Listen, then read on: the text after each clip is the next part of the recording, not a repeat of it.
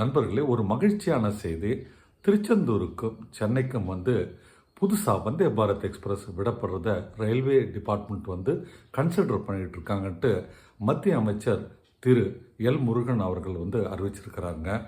அது மட்டும் இல்லை, சென்னைக்கு இன்னொரு அடிஷ்னல் ட்ரெயினும் திருச்செந்தூர்லேருந்து விடப்படுறதை பற்றி மத்திய அரசு ரயில்வே துறை யோசனை பண்ணிட்டு இருக்காங்க அப்படின்றத அறிவிச்சிருக்கிறாரு. அதுக்கும் மேலே திருச்செந்தூர்லேருந்து கோயம்புத்தூருக்கும் ஒரு புதுசாக ரயில் விடுறதை பற்றியும் பிளானில் இருக்குன்னு சொல்லியிருக்கிறாங்க.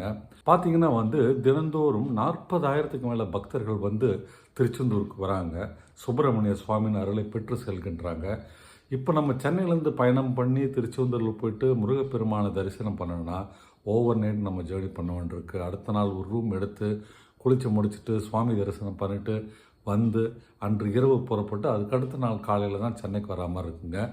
இந்த வந்தே பாரத் எக்ஸ்பிரஸ் காலையில் அதிகாலையில் சென்னையிலேருந்து கிளம்பணும்னா அன்றே நம்ம சுப்பிரமணியனை தரிசனம் பண்ணிவிட்டு மாலை அங்கிருந்து புறப்பட்டு இரவுக்குள் நம்ம சென்னைக்கு வரா மாதிரி ஒரு அற்புதமான வாய்ப்பு தாங்க.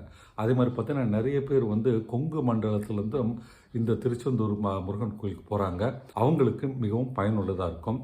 சென்னை மக்களுக்குமே பார்த்திங்கன்னா ஏற்கனவே ட்ரெயின் ரொம்ப ஃபுல்லாக இருக்கிறதுனால டிக்கெட் கிடைக்கிறது கடினமாக இருக்குது. இதற்கிடையில் வந்தே பாரத் தவிர வேறு ஒரு ட்ரெயினுமே சென்னை டு திருச்செந்தூர் அவங்க கன்சிடர் பண்ணுறாங்க. அப்படி வந்ததுன்னா இன்னொரு அடிஷ்னல் கனெக்டிவிட்டி நம்ம சென்னை மக்களுக்கு இருக்குங்க. மத்திய அரசின் அம்ரித் பாரத் திட்டத்தின் கீழே திருச்செந்தூர் ரயில்வே ஸ்டேஷன் பார்த்திங்கன்னா 16 கோடி ரூபாயில் அப்கிரேட் ஆகுதுங்க. அதுவுமே ரினோவேட் பண்ணி நல்ல ஒரு அமைப்போட பக்தர்கள் வசதியோடு நிறைய வரப்போகுது. அதுவும் வந்துட்டுனா இன்னுமே திருச்செந்தூருக்கு பயணம் பண்ணுறதுன்றது ரொம்ப எளிதாகுங்க. நல்லது நடக்கும் என்று நம்புவோம் நண்பர்களே. வீடியோ பிடிச்சிருந்தால் மறக்காமல் லைக் பட்டன் ப்ரெஸ் பண்ணுங்கள்.